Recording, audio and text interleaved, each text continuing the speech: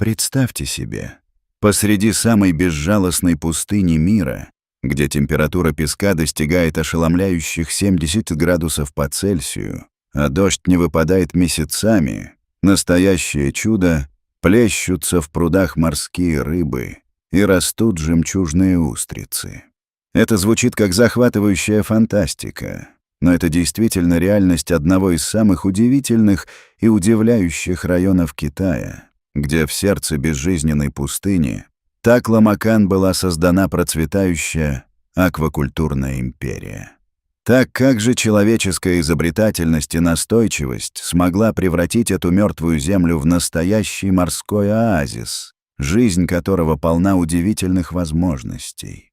Этот вопрос ставит перед нами много размышлений, и мы готовы последовательно разобраться в этой уникальной истории вместе, шаг за шагом, погружаясь в детали и факты. Пустыня. Такла-Макан издревле носила зловещее прозвище «Моры смерти». Это вторая по величине песчаная пустыня в мире, где 4/5 территории, в буквальном смысле, составляют подвижные дюны высотой до 100 метров. Отметим, что здесь годовая норма осадков составляет всего от 4 до 38 миллиметров. Это крайне скромные цифры, в то время как испарение достигает рекордных 300-400 мм в год. Таким образом, суровые условия и недоступность ресурсов словно лишают эту пустыню шанса быть обжитой. Кажется, что это действительно последнее место на Земле, где можно ожидать даже малейшее разведение морских обитателей. Неужели в таком безмолвном и непригодном для жизни окружении можно добиться чего-то успешного и благополучного, что сможет привлечь внимание людей? Это вопрос, который должен заставить нас задуматься о возможностях, скрывающихся даже в самых сложных условиях. Веками караванщики Великого Шелкового пути обходили эту пустыню стороной, настойчиво называют ее местом, откуда никто не возвращается. Температурные перепады здесь достигают 35 градусов между днем и ночью, а песчаные бури поднимают пыль на высоту до 4000 метров, что придает этому месту еще больше неприятного ореола. Местные жители, живущие в окрестностях этой ужасной пустыни, традиционно занимались только скотоводством и выращиванием засухоустойчивых культур, не смея даже мечтать о возможности об организации рыбного хозяйства, которое оспаривало бы их представление о жизни и возможностях этого региона. Этот однообразный стиль жизни, основанный на страдает от жестких условий природы, вступает в противоречие с теми удивительными переменами, которые вскоре начнут происходить в этой области, как свежий ветер перемен. Тем не менее, в 2017 году китайское правительство запустило амбициозную программу освоения засоленных земель для аквакультуры, что стало действительно значительным прорывом в этой области. Ученые, работающие над этой инициативой, с энтузиазмом обратили внимание на уникальную особенность региона. Почвы здесь содержат высокую концентрацию солей, и подземные воды по своему химическому составу удивительно близки к морской воде. То, что веками считалось настоящим проклятием этой земли, внезапно стало ее главным богатством. И это превращение стало возможным лишь благодаря силе человеческой изобретательности и непреклонной решимости. Первые эксперименты начались на ферме Ханчи, где исследователи пытались создать живительную искусственную морскую воду, на которую так надеялись и к которой стремились. Эти ученые добавляли в соленые местные воды ионы кальция, магния и калия, тем самым получая среду, идентичную настоящей морской воде. Результат превзошел все самые смелые ожидания и прогнозы. Выживаемость мальков, выращенных в таких условиях, достигла удивительных и внушительных 99%. Это открытие стало настоящей революцией в мировой аквакультуре, изменив представление о возможности разведения морских обитателей под столь экзотическими условиями. Сегодня в Синьцзяне работают десятки современных аквакультурных комплексов, где с успехом и с большим интересом выращивается более 30 видов морских обитателей, что совершенно не может не вызывать восхищения результатами этих удивительных усилий. Золотистый морской лещ, группер, морской окунь, креветки, крабы и даже лососевые рыбы прекрасно себя чувствуют в искусственных морских водоемах, созданных посреди бесплодной пустыни. Каждый день здесь обрабатывают до 50 тонн лосося, используя лишь чистейшую талую воду с прекрасных гор Тяньшань. Но самое удивительное открытие ждало впереди. В 2023 году в пустыне началась новая эра. Стали активно выращивать жемчуг. 2 миллиона жемчужных устриц успешно адаптировались к экстремальным условиям пустыни, неподвластным для большинства других форм жизни. Резкие перепады температуры, невероятное обилие солнечного света, о которых многие могли бы и не подумать, оказались идеальными для формирования жемчужин высочайшего качества, что может удивить многих. Технологический прорыв в области жемчужного производства стал настоящей сенсацией не только для региона, но и для всей страны. Экстремальные условия пустыни, оказывается, строка, положительно сказываются на процессах формирования жемчужин уникального качества, что добавляет дополнительных очков к уже имеющимся достоинствам проекта. Первая партия уникального пустынного жемчуга поступила в продажу в этом году, и эксперты уже начинают прогнозировать высокий спрос на него на мировом рынке, что станет очередной вехой в истории этого уникального проекта. Технологии, которые применяются в пустынной аквакультуре, реально поражают воображение, так как они являются результатом тщательной работы нескольких поколений ученых и специалистов. Умные системы мониторинга обеспечивают непрерывное отслеживание температуры воды и поддерживают ее в диапазоне от 20 до 30 градусов. Это очень важно для оптимального роста и развития морских обитателей, что, в свою очередь, способствует продуктивности всей системы. Кроме того, метеорологические станции обеспечивают актуальные прогнозы на 48 часов вперед, обеспечивая фермерам возможность предупреждать о возможных песчаных бурях и резких похолоданиях. Это позволяет им заранее принимать защитные меры, что является крайне важным аспектом в этом непростом климате. Не стоит забывать, что экологическая замкнутость системы впечатляет не меньше, чем ее технологические инновации, что указывает на огромное внимание к вопросу охраны окружающей среды. Вода в данной системе циркулирует в замкнутом цикле, что предотвращает загрязнение окружающей среды, что является важным аспектом в данной области. Отходы жизнедеятельности рыб используются в качестве органических удобрений для редких оазисных растений. И это становится не просто делом, но и целой философией, утверждающей связь между аквакультурой и окружающей природой. Микроорганизмы, добавляемые в эту воду, создают идеальную экосистему, имитируя условия, существующие в океане, что открывает новые горизонты для исследований. Экономический эффект этого гидропонного проекта стал даже больше, чем кто-либо мог ожидать. Прогнозируется, что в 2025 году онлайн-продажи аквакультурной продукции Синьцзяна достигнут колоссальных $100 миллионов, что просто взорвет китайский рынок и расширит горизонты для других регионов, стремящихся к подобным достижениям.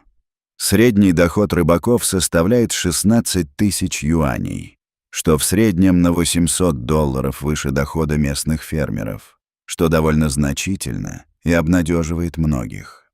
География поставок поражает масштабами, ведь морепродукты из сердца пустыни экспортируются в 14 стран мира, включая такие важные рынки, как Россия, Испания, страны Юго-Восточной Азии и Ближнего Востока.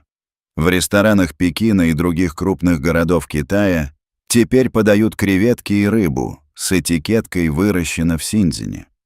Это может звучать довольно странно для многих, но стало реальностью благодаря инновационным подходам и научному прогрессу, который породил такую уникальную ситуацию. Научные достижения этого проекта уже получили международное признание, и это само по себе является весомым достижением. Китайские ученые, работая над созданием искусственной морской воды, запатентовали несколько уникальных технологий, которые теперь активно изучают исследователи по всему миру. Известные университеты, такие как Торима и Джэцзян, ведут совместные исследования по оптимизации пустынной аквакультуры, что может дать новые идеи и подходы к данной области в будущем. И это сотрудничество становится знаковым событием в унификации знаний и опыта, что только способствует развитию. Социальное воздействие этого амбициозного проекта оказывается не менее впечатляющим. Тысячи местных жителей получили новые профессии и стабильный доход, что существенно улучшило уровень жизни в регионе. Молодежь, которая прежде уезжала в города в поисках лучшей жизни, теперь остается работать в высокотехнологичных аквакультурных комплексах, что также меняет представление о возможностях этой трудовой сферы. Пустыня, которая долгое время отталкивала людей, превратилась в магнит для специалистов и инвесторов, ищущих новые вызовы. И такие изменения в восприятии региона не могут не радовать тех, кто видит в этом светлое будущее. Климатические особенности региона, казавшиеся непреодолимыми препятствиями, неожиданно из невыносимых преобразуются в конкурентные преимущества. Большие суточные перепады температур, о которых было упомянуто ранее, ускоряют метаболизм рыб, делая их мясо более плотным и вкусным, что также привлекает внимание гурманов и поваров к этому региону. Обилие солнечного света значительно снижает затраты на освещение и обогрев прудов, что является неоспоримым плюсом в условиях бизнеса и имеет большое значение в финансовом плане. Низкая влажность воздуха препятствует развитию болезнетворных бактерий, что делает аквакультуру более безопасной и эффективной для потребителей. Инновационные методы адаптации морских видов к пресной воде открыли новые горизонты возможностей, и специалисты начали разрабатывать технологию постепенного перевода морских креветок в пресноводную среду через специальные переходные бассейны. Это позволило использовать чистейшую воду горных ледников Тяньшаня для выращивания традиционно морских видов, что само по себе служит прекрасным примером креативного подхода к решению проблем. Масштабы производства растут экспоненциально. Если в 2017 году это были экспериментальные пруды с несколькими тысячами мальков, то сегодня в одном только комплексе в уезде Цема содержится уже 100 тысяч морских рыб. Общая площадь аквакультурных хозяйств превышает 1300 гектаров. И это демонстрирует, насколько широки перспективы дальнейшего развития этой области. Подобные объемы дают шансы не только на эффективное рыбоводство, но и на создание уникальной социальной и экономической структуры вокруг этого производства. Экологический мониторинг показывает удивительные и впечатляющие результаты, о которых трудно было бы мечтать еще несколько лет назад. Создание водных экосистем в пустыне привело к появлению небольших оазисов микроклимата, что просто фантастично и непредставимо. Вокруг аквакультурных комплексов стали гнездиться перелетные птицы, а влажность воздуха повысилась на несколько процентов, способствуя улучшению общей экологии региона и создавая тем самым более комфортные условия для жизни. Пустыня медленно, но верно становится более пригодной для жизни, что вселяет надежду на более светлое будущее и открывает новые горизонты для будущих генераций. Международное сотрудничество в рамках этого проекта также становится быстро расширяющимся направлением, что является замечательным аспектом. Норвежские специалисты по лососеводству делятся своим опытом выращивания холодноводных видов, что является важным элементом общей программы. Японские эксперты консультируют по передовым технологиям в области жемчужного производства, что открывает новые горизонты для местного производства. Израильские инженеры оказывают помощь в оптимизации систем водоснабжения в условиях засухи, что становится крайне актуальным в данной местности и придает дополнительную ценность проекту. Влияние этого проекта на продовольственную безопасность Китая трудновато переоценить, особенно в условиях растущего населения и ограниченных морских ресурсов. Пустынная аквакультура открывает новые возможности для производства белковой пищи, обеспечивая население качественными морепродуктами.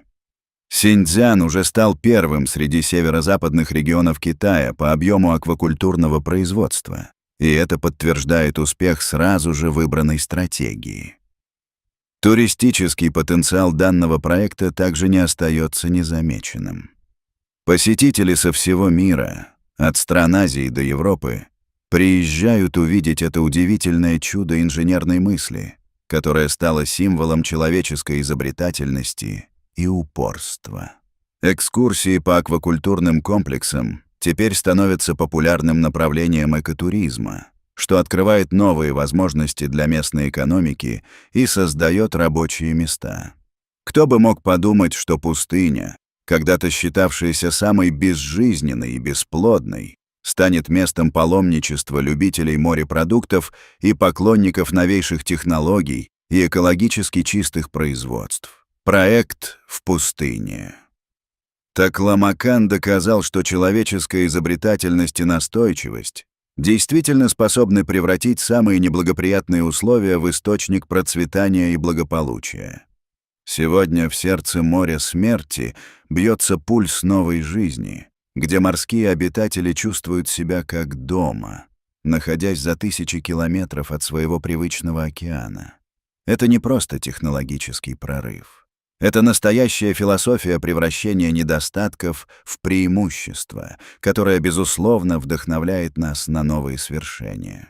Какие еще невозможные проекты, по вашему мнению, могут стать реальностью в ближайшем будущем?